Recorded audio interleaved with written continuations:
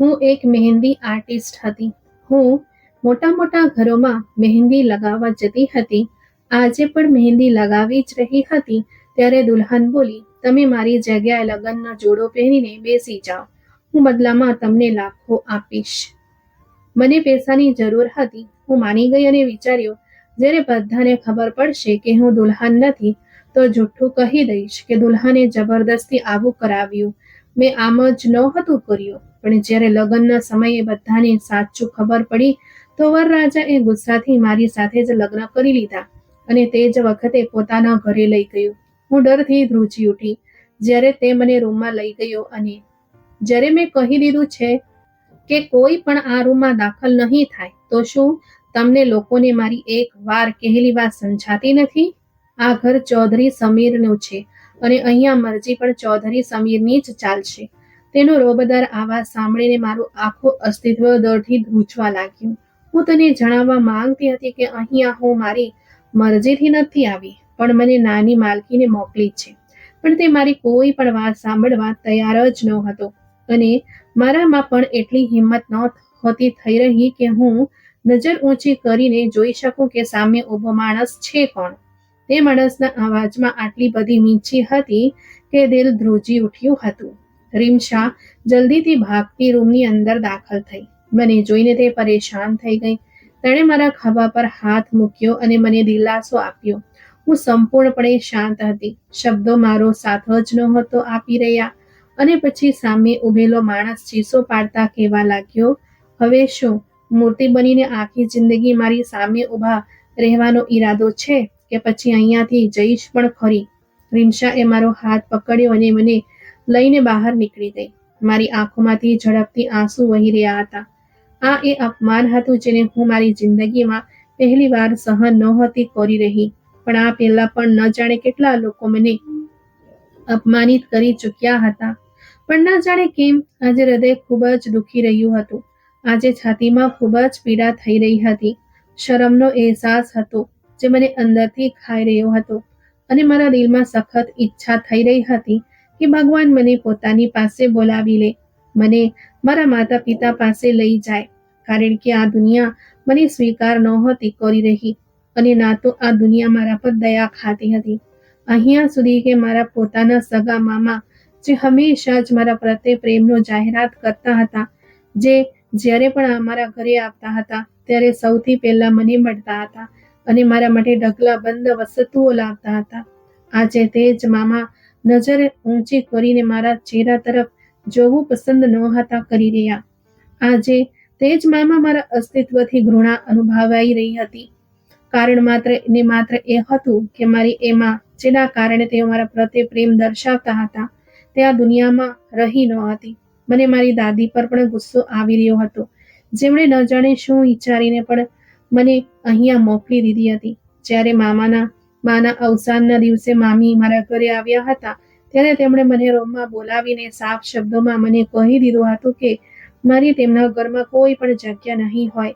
મારા માટે સારું એ છે કે હું મારા દાદાના ઘરમાં જ રહું અને જો મેં તેમના ઘરે જવાનો પ્રયાસ કર્યો તો મારી સાથે ખૂબ જ ખરાબ વ્યવહાર કરવામાં આવશે. તેમનો લહેકો અડગ અને ખૂબ જ કડવો હતો. હું ખૂબ જ ડરી ગઈ હતી. મેં દિલમાં જ નિર્ણય કરી લીધો હતો કે ખતમ થઈ જઈશ પણ તે સ્ત્રીના ઘરે ક્યારેય પગ નહીં મૂકું. છેલ્લા દિવસોમાં સંજોગો જ કંઈક એવા ઊભા થયા કે ન ઈચ્છતા હોવા છતાં મને ઘરેથી બહાર નીકળવું પડ્યું અને મારા મામાના ઘર તરફ જવું પડ્યું, જેમનો એક ખૂબ જ ખરાબ દીકરો હતો જે માત્ર જુગારીની લતમાં જ સામેલ નહોતો પણ તેની સાથે સાથે પોતાની બહેનો અને મા પર ખૂબ જ અત્યાચાર પણ કરતો હતો. તે જ્યારે પણ પીને ઘરે પાછો આવતો હતો ત્યારે મામી પર હંમેશા જ હાથ ઉપાડતો હતો. તેને છોડવાનો પ્રયાસમાં તેની બહેનો પણ ઘાયલ થઈ જતી હતી, પણ તેને તો જાણે કોઈ વસ્તુનું ભાન જ નહોતું રહેતું. એમ લાગતું હતું જાણે તેને કોઈની બદદુઆ લાગી હોય. તે છેલ્લા કેટલાક દિવસોથી મને વિચિત્ર નજરોથી જોઈ રહ્યો હતો. હવે તે ઘરેથી બહાર વધારે નીકળતો નહોતો પણ મારા રૂમની આગળ પાછળ જ ફરતો રહેતો હતો. આ બધું ખતરાનો એલાર્મ હતો જેને હું જાણી જોઈને અવગણી રહી હતી અને પછી એક દિવસ તે ખતરો મારી સામે આવી જ ગયો. મામી હસતા હસતા મારા રૂમની અંદર દાખલ થઈ અને જલ્દીથી દરવાજો બંધ કરતા કહેવા લાગી, હું તારા માટે એક ખૂબ મોટી ખુશખબરી લાવી છું. મામીનો અંદાજ જોઈને હું પણ ખુશ થઈ ગઈ. મેં એમ જ વિચાર્યું કે કદાચ મારા મામાએ મને સ્વીકારી લીધી છે અને પોતાના ઘરે રહેવા માટે બોલાવી લીધી છે. પણ જ્યારે મેં તેમની આગામી વાત સાંભળી તો મને લાગ્યું કે મારા પગ નીચેથી જમીન સરકી ગઈ છે. જે વાતને તે મારા માટે ખુશખબરી ગણાવી રહી હતી તે મારા માટે અપમાનથી ઓછી નહોતી. મને જણાવ્યું કે તેમનો દીકરો મારી સાથે લગ્ન કરવા માંગે છે. હું જલ્દીથી મારા પલંગ પર ઊભી થઈ બેઠી અને ચીસો પાડતા કહ્યું કે આવું કોઈ પણ સંજોગોમાં શક્ય નથી થઈ શકતું. હું કોઈ પણ સંજોગોમાં એક દારૂડિયા માણસ સાથે લગ્ન ન કરી શકું. મામી પણ ગુસ્સે થઈ ગઈ અને મને કહેવા લાગી કે હું તને પૂછવા નથી આવી, પણ હું તને મારો હુકુમ સંભળાવવા આવી છું. પોતાની મામીનો આ વ્યવહાર જોઈને મને ખૂબ જ આશ્ચર્ય થઈ રહ્યું હતું અને આશ્ચર્યથી વધારે તો મને અફસોસ થઈ રહ્યો હતો. આ સ્ત્રીને મેં હંમેશા જ મારી સાથે વફાદાર સમજી હતી, પણ આ સ્ત્રી પણ બાકીના લોકોની જેમ સ્વાર્થી નીકળી હતી. તે મને સમજાવવા લાગી અને કહેવા લાગી કે તેમનો દીકરો ખોટો નથી અને ના તો તેમનો દીકરો દિલથી ખરાબ છે. તે ખૂબ જ સારો માણસ છે. જો હું તેની સાથે સારો વ્યવહાર કરું અને તેના જીવનમાં સામેલ થઈને તેને સુધારવાનો પ્રયાસ કરું તો બધું બરાબર થઈ જશે. બીજી તરફ હું જાણતી હતી કે કંઈ પણ બરાબર થવાનું નથી. તે વ્યક્તિ માત્ર ને માત્ર પોતાની ઈચ્છાઓ પૂરી કરવાના ચક્કરમાં મારામાં રસ લઈ રહ્યો છે. જ્યારે તેની ઈચ્છાઓ પૂરી થઈ જશે ત્યારે તે મને એમ છોડી દેશે જેમણે ક્યારેય મને સ્વીકારી જ ન હોય. હું પોતાને એક પ્રયોગની નજર હેઠળ આવવા દેતી નહોતી. મેં દાદા પાસે જઈને વાત કરવાનું નક્કી કર્યું. દાદા પણ ખૂબ જ પરેશાન થઈ ગયા અને મને કહેવા લાગ્યા કે હું આ કોઈ પણ સંજોગોમાં શક્ય નહીં થવા દઉં. હું સમીરને ખૂબ સારી રીતે ઓળખું છું. તે એક ખરાબ માણસ છે. તેના માત્ર તને બેમૂલ્ય કરી દેશે, પણ તેની સાથે સાથે તારું જીવન તારા માટે દુર્ગમ બનાવી દેશે. મેં રડતા રડતા કહ્યું, તો પછી કંઈક કરો. મેં મારી દાદીને કહ્યું કે મને મોટા પિતાજીની હવેલીમાં મોકલી દે. તેમ પણ તેઓ ઘણા સમયથી મારી સાથે આ વિશે વાત કરી રહ્યા છે. દાદીએ ગુસ્સાથી મારા ચહેરા તરફ જોયું અને મને ઠપકો આપતા કહેવા લાગ્યા, ક્યાંક તું પાગલ તો નથી થઈ ગઈ? શું તું જાણતી નથી કે તારા મોટા પિતા કેટલા લાલચી છે? તારો બાપ જે જમીન તારા નામે છોડી ગયો છે તે જમીન ઉપર તારા કાકા કબજો કરવા માંગે છે અને તે જ સંદર્ભમાં તે તને પોતાની પાસે બોલાવી રહ્યો છે. હું તને તારા મામા પાસે મોકલીશ. મને ખાતરી છે કે તે માત્ર તારું ધ્યાન જ નહીં રાખે, પણ તેની સાથે સાથે તને તે ઇજ્જત પણ આપશે જેની તું હકદાર છે. હું નકારામાં માથું હલાવવા લાગી. હું કોઈ પણ સંજોગોમાં તે ઘરે જવા નહોતી માંગતી જ્યાં મારા માટે દરવાજા બંધ થઈ ચૂક્યા હતા. મેં તેમને કહ્યું કે તેઓ મને કોઈ પણ રીતે સ્વીકારશે નહીં અને ના તો પોતાના ઘરની અંદર દાખલ થવા દેશે. દાદીએ મારો હાથ પકડ્યો અને મને ગુસ્સાથી કહ્યું, જો તે તને ઘરની અંદર દાખલ ન થવા દે તો તું ઘરની અંદર ઘૂસી જા. ભૂલતી નહીં કે તારા નાનાની સંપત્તિ પર તારો પણ હક છે અને તારો મામા આ વખતે જે આટલી મોટી હવેલીમાં રહ્યો છે તે તારા નાનાની જ છે અને આમાં તારી માનો પણ હિસ્સો નીકળે છે. મેં દાદીને જણાવવા ચાહ્યું કે કોઈ પણ મને કંઈ પણ આપવા માટે તૈયાર નથી, પણ તેમણે મારી આ મુશ્કેલી પણ હલ કરી દીધી અને મને કહેવા લાગી કે તું કહેતી હતી ને કે તું બ્યુટી પાર્લરમાં કામ કરવા માંગે છે અને મહેંદી લગાવવાનો તારો શોખ છે, તો હવે હું તને પરવાનગી આપું છું. હવે તારી જરૂરિયાતો પૂરી કરવા માટે તું આ કામ કરી શકે છે. જો તને ક્યારેય એવું મહેસૂસ થાય કે તું કોઈ બીજા પર બોજ બનતી જઈ રહી છે તો પોતાનો બોજ જાતે ઉઠાવી લે.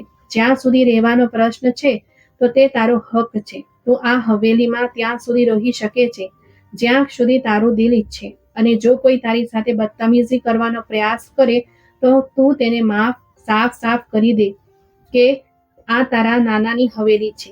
દાદી આ બધી વાતો કહીને તો શાંત થઈ ગયા. એમ લાગતું હતું જાણે તેમને આ બધું સરળ લાગી રહ્યું છે, જ્યારે હકીકતમાં વસ્તુઓ ખૂબ જ મુશ્કેલ અને જટિલ હતી. હું સામાન ઉઠાવીને રાતની શાંતિમાં ઘરેથી બહાર નીકળી ગઈ. જ્યારે હું મારા મામાના ઘરે પહોંચી ત્યારે રાતના 1 વાગ્યા હતા. ચોકીદાર પણ બહાર બેઠો ઊંઘી રહ્યો હતો. મેં તેને બોલાવ્યો તો તે જલ્દીથી ઊભો થઈ ગયો અને મને જોઈને ઉત્સાહભર્યા અંદાજમાં કહેવા લાગ્યો, અરે નીલમ મેડમ, તમે અહીંયા આ સમય શું કરી રહ્યા છો? મેં તેને કહ્યું કે મારા મામાને જઈને કહો કે તેમની ભાણી આવી છે. તે શાંતિથી અંદર જતો રહ્યો. થોડી વાર પછી તેણે મને પણ અંદર બોલાવી લીધી. હું જ્યારે હોલમાં પહોંચી તો ત્યાં મામા પહેલાથી જ હાજર હતા. તેમના ચહેરાને જોઈને અંદાજ નહોતો થઈ રહ્યો કે તેમના દિલની અંદર શું ચાલી રહ્યું છે. તે થોડા સમય શાંતિથી મને જોતા રહ્યા અને પછી મને કહેવા લાગ્યા, જ્યાં સુધી મને લાગે છે કે તારી મામીએ તને સાફ શબ્દોમાં કહી દીધું હતું કે તારી આ ઘરમાં કોઈ જગ્યા નથી. મને લાગ્યું હતું કે તું આત્મસન્માનના મામલામાં સમાધાન કરતી નથી. તું મરી જઈશ પણ ક્યારે આ ઘરની અંદર દાખલ નહીં થઈશ. મામાની વાતો સાંભળીને મારું હૃદય ખરાબ રીતે રડવા લાગ્યું. તે માત્ર મારા આત્મા પર જ પ્રહાર નહોતા કરી રહ્યા, પણ તેની સાથે સાથે તે મારા આત્મસન્માનને બી ખૂબ જ ખરાબ રીતે કચડી રહ્યા હતા. એમ લાગતું હતું જાણે આજે તે માત્ર આ જ ઈરાદાથી જ મારી સામે વાત કરી રહ્યા હોય. મેં તેમને કહ્યું કે મારી મજબૂરી બની ગઈ હતી. મારી આખી જિંદગીનો સવાલ હતો અને સૌથી મોટી વાત એ હતી કે મારી ઇજ્જતનો સવાલ હતો. પોતાની ઇજ્જતને બચાવવા માટે હું દરેક પ્રકારનો વહીવટ કરવા માટે તૈયાર છું. આ માટે જો મને ઝૂકવું પડે તો પણ હું ઝૂકી જઈશ. મામા વિચિત્ર અંદાજમાં હસ્યા અને ફરીથી બોલ્યા, શું તને નથી લાગતું કે ઇજ્જત અને આત્મસન્માનનો અંદરો અંદર ખૂબ જ ઊંડો સંબંધ છે? હું તેમની વાત સમજીને પણ અજાણ બની ગઈ. મેં તેમને કહ્યું કે હું અહીંયા તમારી કડવી કઠોર વાતો સાંભળવા નથી આવી, પણ તમારી પાસેથી આશ્રય માંગવા આવી છું. ઓછામાં ઓછું મારી માની ખાતર જ મને અહીંયા રહેવાની પરવાનગી આપી દો. મામા પોતાની જગ્યાએથી ઊભા થયા અને મને કહેવા લાગ્યા, તારી માના કારણે જ તો તું હજી સુધી અહીંયા આવી છે. જો તારી સાથે મારી બહેનનું નામ ન હોત તો હું તારું મોઢું જોવાનું પણ પસંદ ન કરત. તેમના લહેકામાં હદથી વધારે નફરત હતી, જેને હું સમજી નહોતી શકતી, અને આ નફરત માના અવસાન પછી જ પ્રકટ થઈ હતી. એક બીજી વસ્તુ જે મને ખૂબ જ વધારે હેરાન કરતી હતી તે એ હતી કે આ માણસ મારી માને પ્રેમ કરતો હતો, પણ તેમનાથી જોડાયેલી બાકીની તમામ વસ્તુઓથી અને તમામ માણસોથી નફરત કરતો હતો. તેમણે મને કહ્યું કે તું જ્યાં સુધી અહીંયા ઈચ્છે ત્યાં સુધી રહી શકે છે. તને રહેઠાણના મામલામાં કોઈ પણ પ્રકારની સમસ્યા નહીં થાય, પણ જ્યાં સુધી તારી જરૂરિયાતનો સવાલ છે તો તારે પોતાની બધી ઈચ્છાઓ અને બધી જરૂરિયાતો જાતે જ પૂરી કરવી પડશે.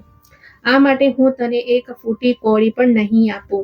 જ્યાં સુધી મને લાગે છે તારો બાપ તારા માટે એટલા પૈસા તો છોડી જ ગયો હશે કે તું સરળતાથી પોતાનો ખર્ચો ઉઠાવી શકે છે. પણ જો આ સિવાય તું કોઈ કામ કરવા માંગે છે તો હું તને ક્યારે નહીં રોકું. આ કહીને તે શાંતિથી રૂમમાંથી બહાર નીકળી ગયા. તે જ વખતે એક નોકરાણી રૂમની અંદર દાખલ થઈ અને મારો હાથ પકડતા કહેવા લાગી, મેડમજી આવો, હું તમને તમારો રૂમ બતાવી દઉં. તે આખી રાત મેં જાગીને અને રડીને વિતાવી હતી. બીજા દિવસે મારા પર વધુ એક મોટી મુસીબત આવી પડી. જ્યારે મને ખબર પડી કે મારા પિતાએ જે જમીનો મારા નામે કરી હતી તેના પર મારા કાકાએ ગેરકાયદેસર કબજો કરી લીધો છે. હું મારા બધા ઘરેણાં મારી દાદી પાસે છોડીને આવી હતી. તેમની પાસેથી પણ તે ઘરેણાં છીનવી લેવામાં આવ્યા હતા.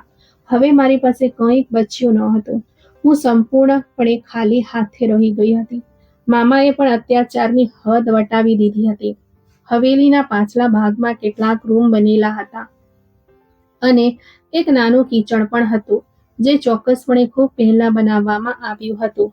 મામાએ મારું બધો સામાન ત્યાં જ રખાવી દીધો અને મને કહેવા લાગ્યા કે તું તારા કઝિનને મળવા માટે હવેલીમાં તો આવી શકે છે, પણ તું ત્યાં રહી ન શકી. આજ પછી તારે સૂવું, જાગવું, ખાવું પીવું અહીંયા જ છે. મેં તને રહેઠાણ આપી દીધું છે, હવે તું તારી વ્યવસ્થા જાતે કરી લે. આ કહીને તે ઝડપથી રૂમમાંથી બહાર નીકળી ગયા. જ્યારે હું ત્યાં જ બેસી ગઈ અને ધ્રુસકે ધ્રુસકે રડવા લાગી. એમ લાગતું હતું જાણે મારી કસોટી વધુ સખત થતી જઈ રહી હોય. હું મારા રબને વિનંતી કરવા લાગી કે મને આ નિર્દય કસોટીમાંથી બહાર કાઢો. મારાથી હવે આ બધું સહન નથી થઈ રહ્યું. તે જ વખતે મારો મોબાઈલ વાગ્યો. મેં જોયું તો નાજિયાનો કોલ હતો. પહેલી જ બેલ પર મેં કોલ ઉઠાવી લીધો. બીજી તરફથી મને તેનો હસતો અવાજ સંભળાયો. તે મને કહેવા લાગી કે છેલ્લી વાર અમે જે ઘરે જઈને મહેંદી લગાવી હતી તે લોકોને તારી મહેંદી ખૂબ પસંદ આવી હતી અને હવે ફરીથી તેમના કુટુંબમાં લગ્ન થઈ રહ્યા છે. તેઓ તને જે યાદ કરી રહ્યા છે. આ વખતે તેઓ તને સારા એવા પૈસા આપશે. હવે તો તારા માતા પિતા પણ નથી જે તને ના પાડશે. બસ તું સંપૂર્ણપણે આઝાદ છે. તે આગળ કહેવા લાગી, હું તને સમય અને ટાઈમ જણાવી દઈશ, તું પહોંચી જજે. મેં શાંતિથી તેની વાત સાંભળી. મેં તેને કોઈ જવાબ આપ્યો નહીં. હવે બધાની સામે પોતાની લાચારીનું રુદન રડી રડીને હું થાકી ગઈ હતી. તેણે જણાવેલા સમય અને ટાઈમ મુજબ હું તે જગ્યાએ પહોંચી ગઈ અને પછી તે દિવસથી મારા કેરિયરનો આરંભ થઈ ગયો હતો. હું જુદા જુદા ઘરોમાં જઈને મહેંદી લગાવતી હતી અને બધા લોકોને જ આ મહેંદી ખૂબ પસંદ આવતી હતી. ઘણીવાર તો દુલ્હનનો પોતે પોતાની મરજીથી મને સારા એવા પૈસા આપી દેતી હતી અને કેટલાક મને કિંમતી વસ્તુઓ પણ આપી દેતી હતી જે હું શાંતિથી પકડી લેતી હતી. હજી સુધી ઘરમાં કોઈને પણ આ વિશે જાણ નહોતી અને હું નહોતી ઈચ્છતી કે કોઈને આ વિશે ખબર પણ પડે. સાંજનો સમય હતો. હું મારા નાના બગીચામાં બેઠી હતી અને છોડ રોપી રહી હતી. ત્યારે અચાનક જ મને મહેસૂસ થયું જાણે કોઈ મારા નજીક આવીને ઊભું હોય. મેં ગરદન ઊંચી કરીને જોયું તો સમીર ઊભો હતો, જે ખૂબ જ ધ્યાનથી મારા ચહેરા તરફ જોઈ રહ્યો હતો. તે વિચિત્ર અંદાજમાં હસવા લાગ્યો અને મને કહેવા લાગ્યો, હેલો પ્યારી કજીન, લાગે છે કે આ જમીનનો ટુકડો તે તારા નામે કરાવી લીધો છે.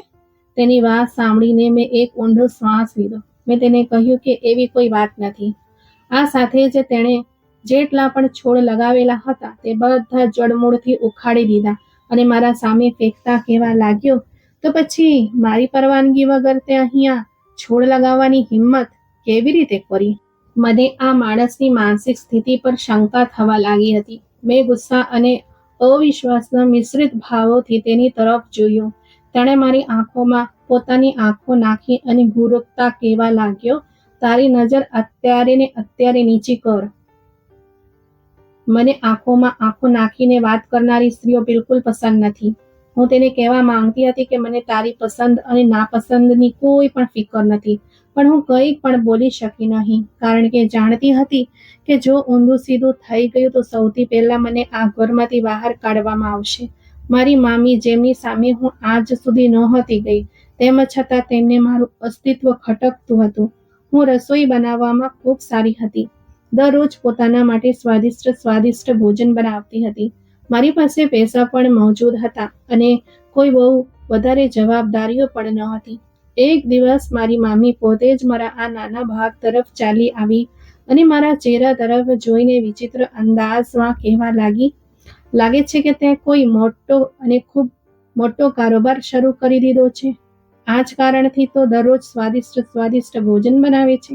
પણ મારી પ્યારી બાળકી, આ ધ્યાન રાખજે કે સારા અને ખોટામાં ફરક ક્યારે ન ભૂલતી, નહીંતર તારા મામાને ખબર પડી ગઈ કે તું કઈ રીતે પૈસા કમાઈ રહી છે તો તારા માટે ખૂબ મુશ્કેલીઓ ઊભી થઈ જશે. તેમની વાતો સાંભળીને મને આશ્ચર્યનો આંચકો લાગ્યો, કારણ કે મારી મામી સમજી રહી હતી કે મેં ખોટા કામ શરૂ કરી દીધા છે. મેં તેમને કોઈ પણ પ્રકારની સફાઈ ન આપી અને શાંતિથી તેમનો આરોપ સાંભળી લીધો. હું જાણતી હતી કે દલીલ કરવાનો કોઈ ફાયદો નથી, કારણ કે તે મારી કોઈ પણ વાત પર વિશ્વાસ નહીં કરે. મારો કઝિન છોડ ઉખાડીને ત્યાંથી જતો રહ્યો હતો અને હું શાંતિથી ત્યાં બેઠી હતી. મારી આંખોમાંથી ઝડપથી આંસુ વહી રહ્યા હતા.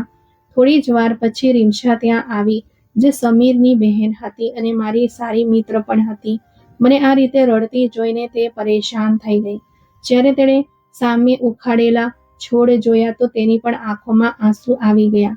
તે મને કહેવા લાગી કે આ બધું કોણે કર્યું છે? મેં અત્યંત ગુસ્સાથી કહ્યું કે આ બધું તારા બદતમીઝ ભાઈએ કર્યું છે, જે ખબર નહીં પોતાને શું સમજે છે. જ્યારે દિલ થાય ત્યારે અહીંયા ચાલ્યો આવે છે અને મારી જિંદગી બરબાદ કરીને નીકળી જાય છે. મને માત્ર અને માત્ર એક વાર મોકો મળે તો તું જો કે હું આ માણસનું શું હાલ કરું છું. આ પહેલા કે હું વધુ કંઈ કહેતી, મને મારી પાછળ સમીરનો અવાજ સંભળાયો, જે હસતા હસતા કહી રહ્યો હતો, ચાલ, મેં તને મોકો આપી દીધો છે. હવે મને જણાવ કે તું શું કરી શકે છે. હું પણ તો જોઉં કે તારામાં કેટલી હિંમત છે. મારું આખું અસ્તિત્વ ડરથી ધ્રુજવા લાગ્યું. મારામાં એટલી હિંમત નહોતી થઈ રહી કે હું ગરદન ફેરવીને તે માણસ તરફ જોઈ શકું. તે પોતે જ ફરીથી મારી સામે આવીને ઊભો રહી ગયો. તેણે એક નજર મારા ધ્રુજતા અસ્તિત્વ પર નાખી અને મને કહેવા લાગ્યો કે મારા સામે તારા પર તારો કાબુ રહેતો નથી. એમ ધ્રુજવા લાગે છે જાણે કોઈ ભૂત જોઈ લીધું હોય અને મને પાઠ ભણાવવાના સપના જોઈ રહી હોય. તે ફરીથી મારી મજાક ઉડાવીને ત્યાંથી જતો રહ્યો હતો. મેં મારું માથું બંને હાથમાં પકડી લીધું. હું આ માણસને સંબોધિત કરતી નહોતી અને ના તો મારી આ માણસ સાથે કોઈ પણ પ્રકારની વ્યક્તિગત દુશ્મની હતી. તેમ છતાં પણ આ માણસ દરેક બાબતમાં દખલગીરી કરતો હતો. હંમેશા મને પરેશાન કરતો હતો. ક્યારેક તો એવું થતું હતું કે હું ઘરમાં રસોઈ બનાવી રહી હોત ત્યારે તે પહોંચી જતો હતો. વગર કારણે જ તે મારા ખોરાકમાં ખામીઓ કાઢતો હતો. એક દિવસ હું મારા માટે ચોખા બનાવી રહી હતી ત્યારે દરવાજા પર ટકોરા પડ્યા. મને ખબર હતી કે આ સમીર જ હશે. હું દરવાજો ખોલવા નહોતી માંગતી, પણ જ્યારે 3 થી 4 વાર ટકોરા પડ્યા તો મજબૂરીથી મને દરવાજો ખોલવો પડ્યો. સામે જ તે ઊભો હસી રહ્યો હતો. મને કહેવા લાગ્યો કે ખબર પડી છે કે તું બિરયાની બનાવી રહી છે. આવ, હું તને શીખવું કે બિરયાની કેવી રીતે બનવાય છે. હું તેને ના પાડવા માંગતી હતી, પણ તેમ છતાં પણ તે જબરદસ્તી ઘરની અંદર દાખલ થઈ ગયો. ખબર નહીં તે મારા મામલાઓમાં આટલો બધો રસ શા માટે લેતો હતો. મેં એકવાર મારી કઝિન સાથે આ વિશે વાત કરી હતી તો તેણે હસતા હસતા મને કહ્યું કે તેને દાળમાં કંઈ કાળું લાગી રહ્યું છે. જ્યારે હું આવું વિચારી પણ નહોતી શકતી. હું સમીરના સ્વભાવથી ખૂબ સારી રીતે વાકેફ હતી. હું જાણતી હતી કે તેને પોતાના માટે એવી છોકરીની હશે જેના માત્ર અમીર હશે, પણ તેની સાથે સાથે તે તેની સોસાયટીમાં પણ ફિટ થવાની ક્ષમતા ધરાવતી હશે. અને જ્યાં સુધી મારો સવાલ હતો તો મારામાં એવું કંઈ જ નહોતું. મારી પાસે જેટલી સંપત્તિ હતી તેના પર મારા કાકા કબજો કરી ચૂક્યા હતા અને મારા મામા જ મારા વિરુદ્ધ હતા. તે મને અપનાવવા માંગતા જ નહોતા. હું તેને રસોડામાં જવાથી રોકવા માંગતી હતી, પણ તે જબરદસ્તી રસોડામાં જઈને ઊભો રહી ગયો અને પછી આ સાથે જ તે ચોખા ધોવા માટે સિંક તરફ આગળ વધ્યો. આજે મેં તેને ન કહેવાનો ઈરાદો ત્યજી દીધો અને ખૂબ જ ધ્યાનથી તેની હરકતોને જોવા લાગી, જે ઝડપથી કામ કરી રહ્યો હતો. આ સાથે સાથે તે નાની નાની વાતો કરવા લાગ્યો અને મને કહેવા લાગ્યો કે જ્યારે હું દેશની બહાર શિક્ષણ મેળવવા ગયો હતો ત્યારે હું મારા એપાર્ટમેન્ટમાં બિલકુલ એકલો રહેતો હતો. ત્યારે હું પોતે જ રસોઈ બનાવતો હતો. તેના કારણે જ મને આ બધું આવડી ગયું છે. હવે જુઓ, હું તમને દુનિયાની સૌથી શ્રેષ્ઠ બિરયાની બનાવીને બતાવીશ. મેં ચીડાઈને કહ્યું કે જો તમને રસોઈ બનાવવાનો એટલો જ શોખ છે તો તમે તમારા રસોડામાં જઈને રસોઈ કેમ નથી બનાવતા? તમને અંદાજ નથી કે જ્યારે તમારા માતા પિતાને આ વિશે ખબર પડશે તો તેઓ ના માત્ર મને આ ઘરમાંથી બહાર કાઢી મૂકશે, પણ મને અપમાનિત અને બદનામ પણ કરી દેશે. અરે, તો મા અને પિતાજીથી આટલી બધી ડરે છે કેમ? મારા ચહેરા પર એક ફીકી સ્મિત આવી ગઈ. મેં તેને કહ્યું કે ઓછામાં ઓછો તમારે મને આ પ્રકારનો પ્રશ્ન ન કરવો જોઈએ. તમને તેનો જવાબ ખૂબ સારી રીતે ખબર છે. અમે બંને ત્યાં ઊભા એકબીજા સાથે લડી રહ્યા હતા કે અચાનક જ ત્યાં મામી આવી ગયા અને જે વાતનો ડર હતો તે જ થયું.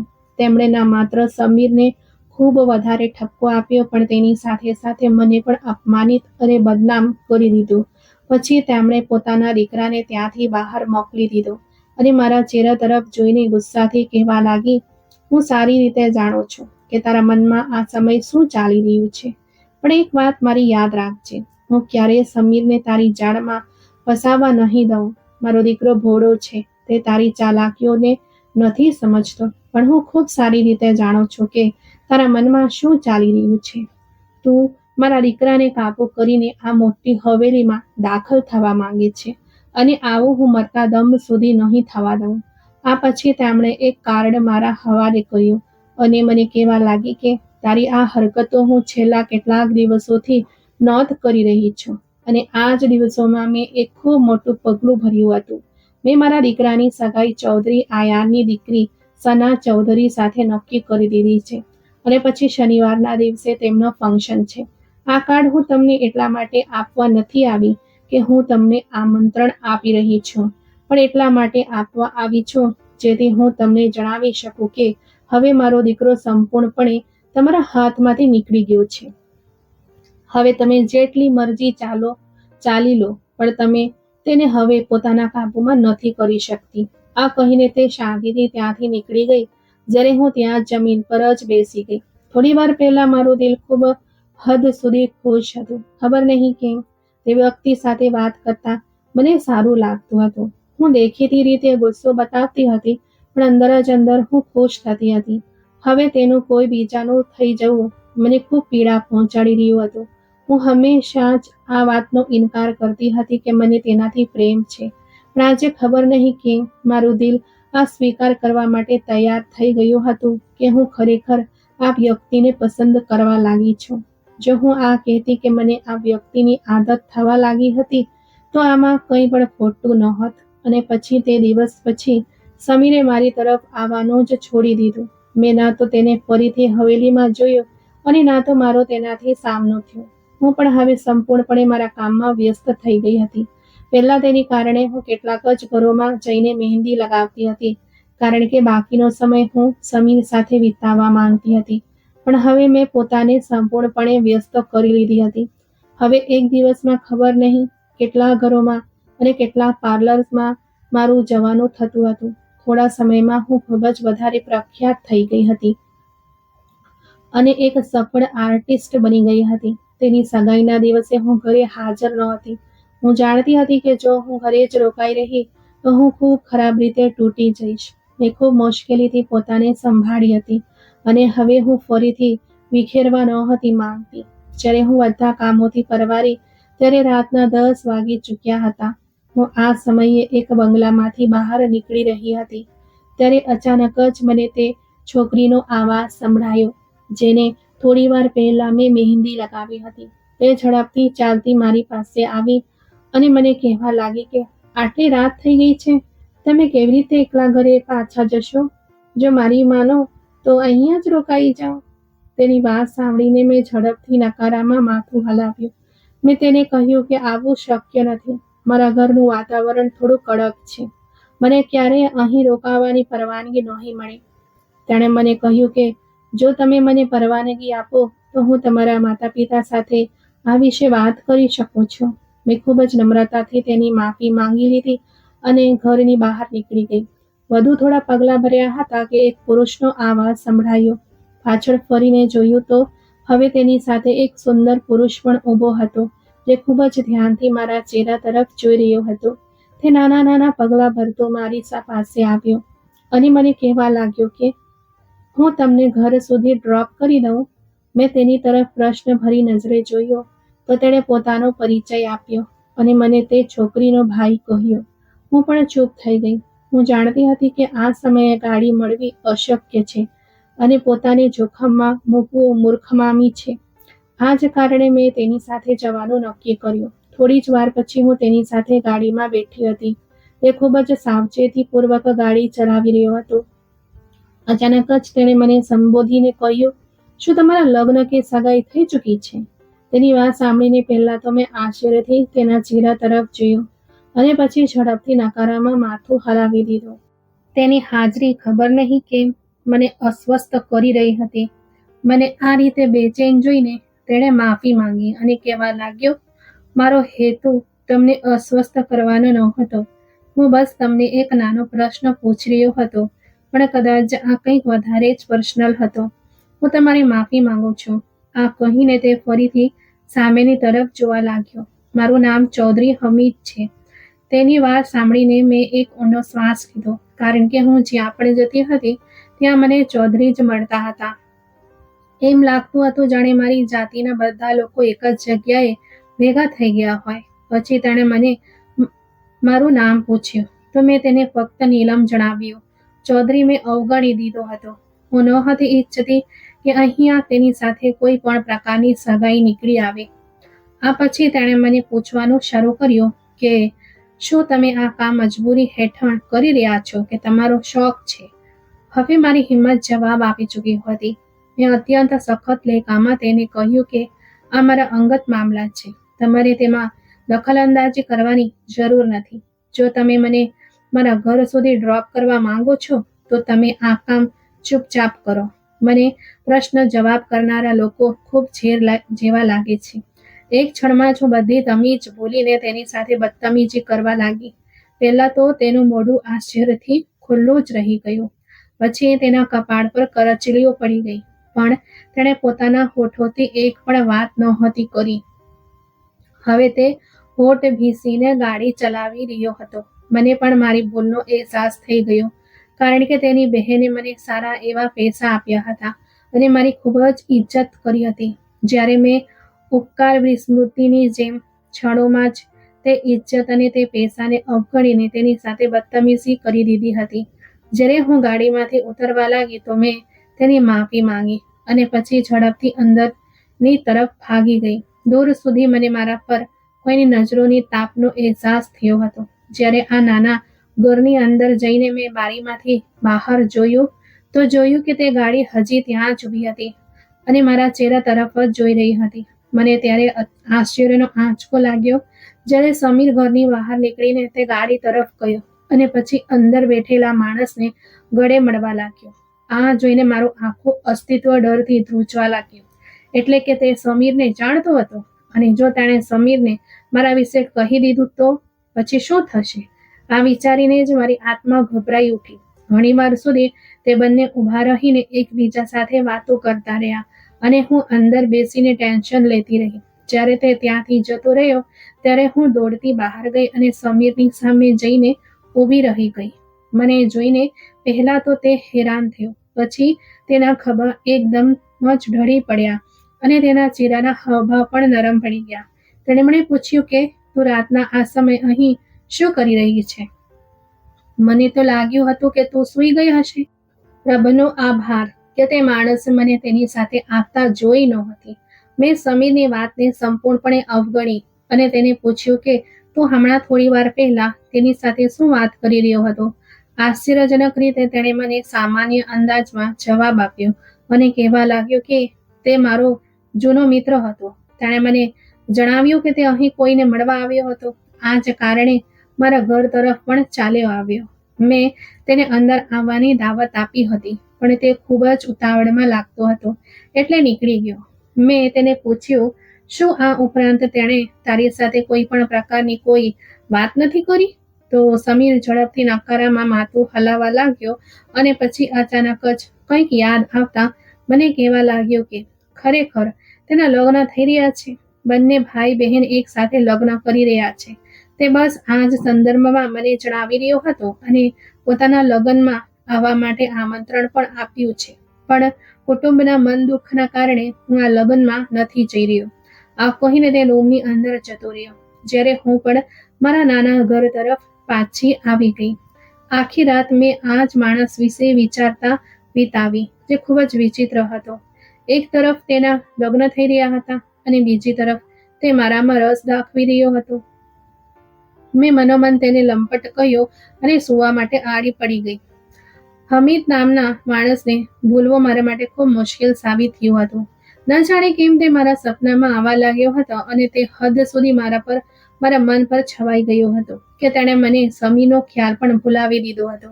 કદાચ તેનું કારણ એ હતું કે તે સમીર કરતાં વધુ સુંદર હતો, અથવા તેની જાતમાં કંઈક એવી ખેંચાણ હતી કે જે સમીરમાં નહોતી. એક વાતનો તો મને ખૂબ સારી રીતે અંદાજ આવી ગયો હતો કે મારી જિંદગીમાં આવનારા જેટલા પણ પુરુષો છે તેમાંથી કોઈ પણ મારા નથી. મેં પણ હવે નિર્ણય કરી લીધો હતો કે મારા હૃદયને પથ્થરનું બનાવી દઈશ. કોઈની પણ જાતમાં રસ નહીં લઉં, કારણ કે પછીથી મારે જ તકલીફો ભોગવવી પડતી હતી. ચૌધરી હામિદના ઘરેથી મને ફરીથી ફોન આવ્યો. હવે નિર્ણય કરવામાં આવ્યો હતો કે પહેલા તેની બહેનના લગ્ન કરવામાં આવશે અને પછી હામિદના લગ્ન કરવામાં આવશે. મહેંદીનો દિવસ હતો.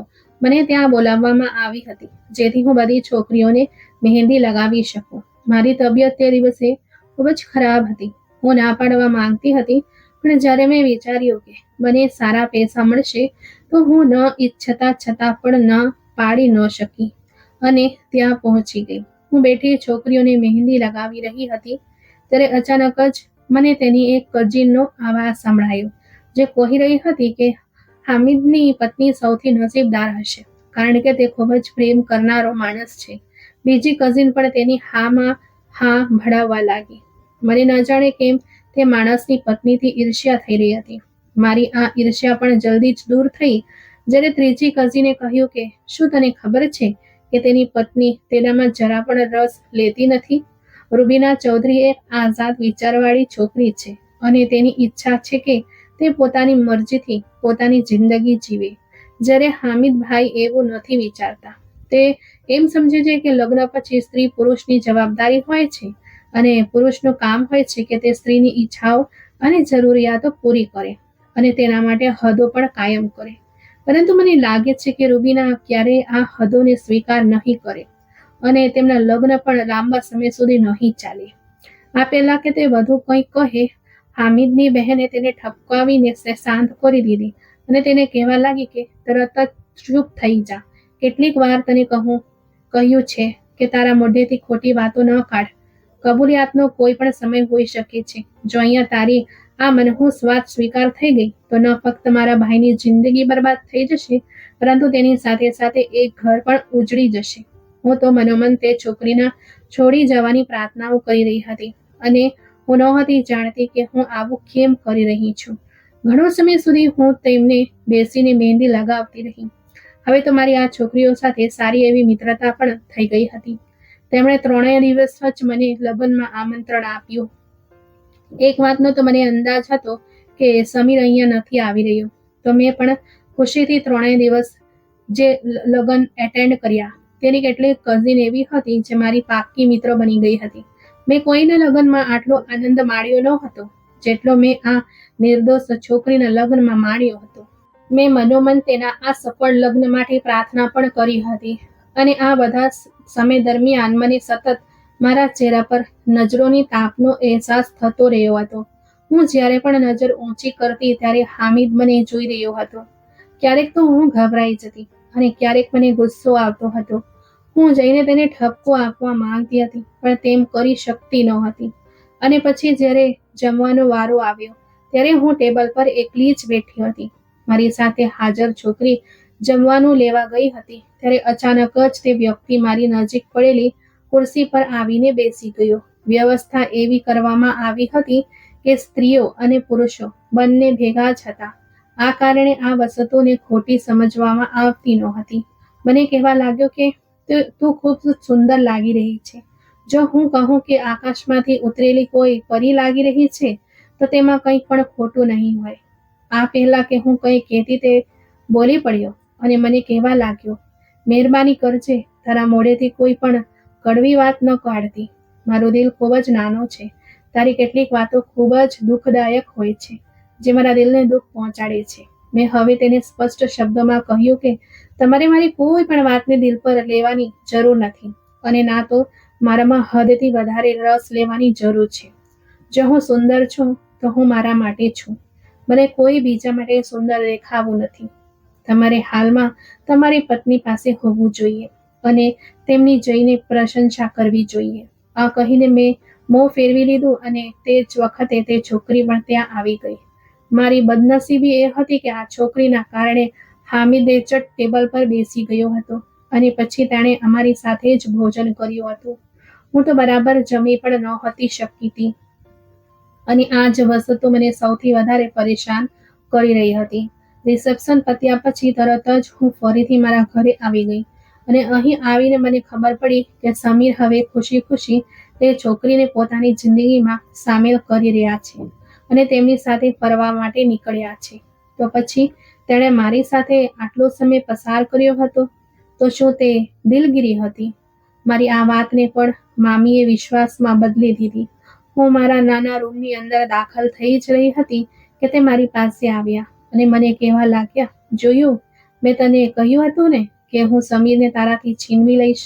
તેમણે મારી આંખોમાં જોયું અને કહ્યું, તને શું લાગતું હતું કે તે ખૂબ સુંદર છે અને તું મારા દીકરાને હંમેશા માટે તારા જાળમાં ફસાવી રાખીશ?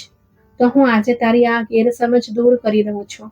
તારા જેવી છોકરીઓની જિંદગીમાં રાજકુમારો નથી આવતા, પણ તારા જેવીઓને પોતાના જેવા જ સામાન્ય લોકો મળે છે. સારું તો એ હતું કે તારા લગ્ન તારા બેદરકાર કજીન સાથે થઈ જાત તો તને તે જ વખતે અક્કલ આવી જાત. પણ હવે પણ વધારે સમય નથી વીત્યો. મને વિશ્વાસ છે કે હવે પણ તારા નસીબમાં કોઈ બેદરકાર માણસ જ હશે. કેટલીક વાર માણસ મોટા બોલ બોલી દે છે અને એ વાતને નજરઅંદાજ કરી દે છે કે આ બોલ તેના માટે ભારે સાબિત થઈ શકે છે. અને કદાચ તે સમયે મામીના માટે ભારે જ હતો. તેમણે પોતાની સૌથી મોટી દીકરીના અમેરિકામાં લગ્ન કર્યા હતા. બીજા દિવસે તેમને એ સમાચાર મળ્યા કે તેમનો જમાઈ પીને ઘરે પાછો આવે છે અને તેમની દીકરી પર અત્યાચાર કરે છે. તેણે તેમની દીકરીને ડરાવી ધમકાવીને રાખી હતી. એટલું જ નહીં, ના તો તે પોલીસ પાસે જઈ શકતી હતી કે ના તો કોઈનો સંપર્ક કરી શકતી હતી. આ સમાચાર સાંભળતા જ આખી હવેલીમાં શોકની લહેર દોડી ગઈ. મને ખબર નહીં કેમ આ બધું સાંભળીને ખૂબ જ ખુશી થઈ હતી. થોડા જ સમય પછી તેમની દીકરી છૂટાછેડા લઈને ઘરે પાછી આવી ગઈ. આ પછી મામી ઘણી હદ સુધી શાંત થઈ ગઈ હતી. હવે તે મને પહેલાની જેમ મેણા ટોળા મારતી નહોતી. હું પણ જિંદગી શાંતિપૂર્ણ બની જવા બદલ આભાર માની રહી હતી. અને પછી ચૌધરી હામિદનો લગ્નનો પણ સમય આવી ગયો. મને મહેંદી લગાવવા માટે ત્યાં બોલાવવામાં આવી. મને ખબર પડી હતી કે તેની મંગેતર તેની પોતાની કઝિન છે. તેણે લાંબા સમય દેશ બહાર વિતાવ્યો હતો અને હવે લગ્ન કરવા માટે તે ઇન્ડિયા આવી હતી અને તેમના જ ઘરમાં રોકાઈ હતી. રાતના સમયે મેં તેની મહેંદી લગાવવા ગઈ તો તેણે ના પાડી દીધી અને મને કહેવા લાગી કે તું સવારના સમયે મને મહેંદી લગાવજે. હું પણ શાંત થઈ ગઈ અને બાકી બધી છોકરીઓને મહેંદી લગાવવામાં વ્યસ્ત થઈ ગઈ. દિવસના સમયે જ્યારે હું તેની પાસે ગઈ ત્યારે તેણે એક અનોખી વાત કરી. તે મારી વિનંતીઓ કરવા લાગી. મારા સામે હાથ જોડીને કહેવા લાગી કે કૃપા કરીને મારી જગ્યાએ દુલ્હન બની જા. આની સાથે જ તેણે મને એક સારી એવી રકમ પણ આપી. મને તે વખતે પૈસાની ખૂબ જરૂર પણ હતી કારણ કે મારી એક મિત્રની માતાને કેન્સર હતું અને તેમના સારવાર માટે તાત્કાલિક રકમની જરૂર હતી. મને ખબર હતી કે હું તે લોકો સાથે ખૂબ મોટો દગો કરી રહી છું, પરંતુ હું મારી મિત્રની માતાને પણ આ મળતા જોઈ શકતી નહોતી. આથી મેં તેની વાત માનવાનો નિર્ણય કરી લીધો. મને ખબર હતી કે આ લગ્ન કોઈ પણ સંજોગોમાં થશે નહીં અને જો મને વાતો સાંભળવા મળશે તો તે સાંભળી લઈશ. પરંતુ ત્યાં જઈને ન ફક્ત હામિદે મારી સાથે લગ્ન કરવાની હા પાડી, પરંતુ આ પછી તેણે બધાને સ્પષ્ટ શબ્દોમાં કહી દીધું કે આજ પછી આ મારી પત્ની છે અને મારી પત્નીની હેસિયતથી જ તે આ હવેલીમાં રહેશે. તેને તે જ હક મળવો જોઈએ જે મારી પત્નીને મળવાનો હતો. તેણે વાતને એવી રીતે ફેરવીને પોતાની મા સામે રજૂ કરી કે જે તેની પહેલી પત્ની હતી તે તેને છોડીને જતી રહી હતી અને તેની ઇજ્જતને માટીમાં ભેળવી દીધી હતી. મેં તેની ઇજ્જત બચાવવા માટે દુલ્હન બનવાનો નિર્ણય કર્યો અને તેની સાથે લગ્ન કરી દીધા. બધા ઘરના સભ્યો મારા આભારી હતા. તેમાંના કેટલાક મહેમાનો એવા હતા જે હેરાન પણ હતા અને નારાજ પણ હતા કે દુલ્હન કોઈ બીજી કહેવામાં આવી હતી અને લગ્ન કોઈ બીજી સ્ત્રી સાથે થઈ ગયા. પરંતુ પાછળથી આ વાતને પણ કવર કરી લેવામાં આવી. હું દુલ્હનના પોશાકમાં તેની રાહ જોઈ રહી હતી. જ્યારે તે રૂમની અંદર દાખલ થયો, તે મારી નજીક આવીને બેઠો અને મને કહેવા લાગ્યો, જ્યારે મેં તને જોઈ હતી ત્યારે તે જ વખતે મેં મારા રબને તીવ્રતાથી આ દુઆ કરી હતી કે આ છોકરીને મારા નસીબમાં લખી દે. હું આ પવિત્ર સૌંદર્ય ગુમાવવા માંગતો નથી. અને પછી તેના પછી મેં મારું માથું સજદામાં નમાવી દીધું હતું. મને ખાતરી હતી કે મારો રબ મારી આ દુઆ જરૂર પૂરી કરશે. અને પછી તે દિવસે મને એ પણ ખાતરી થઈ ગઈ હતી કે ગમે તે થાય તું મને જરૂર મળીશ. અહીં સુધી કે મારા લગ્નનો સમય પણ આવી ગયો, પણ તે વખતે પણ મારા દિલમાં આશા હતી કે તું જ મારી દુલ્હન બનીશ. અને હવે જો કે મારો વિશ્વાસ તૂટ્યો નથી અને તું મને મળી ગઈ. હું આશ્ચર્યથી મોં ખોલીને આ વ્યક્તિ તરફ જોઈ રહી હતી જેણે પહેલી જ નજરમાં મારાથી પ્રેમ કરી હતી અને એટલો સાચો પ્રેમ કર્યો હતો કે મને પોતાના રબ પાસે માંગી લીધી હતી. હું પોતાને દુનિયાની સૌથી નસીબદાર છોકરી સમજી રહી હતી. મારામાં જેટલી પણ ખામીઓ હતી મને લાગી રહ્યું હતું કે તે બધી પૂરી થઈ ગઈ છે. લઘુતા ગ્રંથિ પણ સમાપ્ત થઈ ગઈ હતી. તેણે પોતાનો હાથ મારી તરફ લંબાવ્યો જેને મેં શાંતિપૂર્વક હસતા હસતા સ્વીકારી લીધો. તો મિત્રો, આજની આ વાર્તા તમને કેવી લાગી કમેન્ટ બોક્સમાં જરૂર જણાવજો. જો તમને વાર્તા પસંદ આવી હોય તો વિડીયોને લાઈક કરજો અને વિડીયોને વધુમાં વધુ શેર પણ કરજો. આવી જ નવી રસપ્રદ વાર્તાઓ સાંભળવા માટે અમારી ચેનલને સબસ્ક્રાઇબ કરજો અને હા, બેલ આઇકન દબાવવાનું ભૂલતા નહીં, જેથી તમે અમારી કોઈ પણ વાર્તા ચૂકશો નહીં. આપણે ફરી મળીશું એક નવી વાર્તા સાથે.